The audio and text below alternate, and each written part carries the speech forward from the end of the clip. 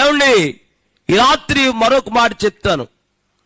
ప్రార్థన చేసిన తర్వాత పాస్పోర్ట్ వచ్చేసింది, ఆవిడికి వీసా వచ్చేసింది, అన్నీ వచ్చేసినాయి. ప్రార్థన ఎట్టించుకుంది, ప్రార్థన అయిపోయింది, రెడీ అయిపోతుంది. ఎక్కడికే? అప్పుడు అయ్యగారు మీరు కూడా రండి ఈ రాత్రి నాతో అంది. ఎక్కడికన్నాను? ఎక్కడికంటుంది? కోటే కదా, ఎయిర్పోర్ట్కి రమ్మంటుంది నన్ను.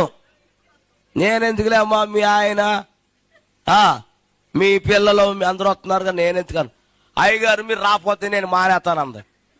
బాబు లేనిపోయింది, అన్ని అందరూ వచ్చి నన్ను కొడతారు, అలా ఆయన నన్ను కొట్టి అతడు మానేసిందంటే లేనిపోయిన గొడవ పెట్టకమ్మా వస్తానని కారు ఎక్కించుకున్నారు, తీసుకెళ్ళిపోయారు. ఎయిర్పోర్ట్కి వచ్చేసాం.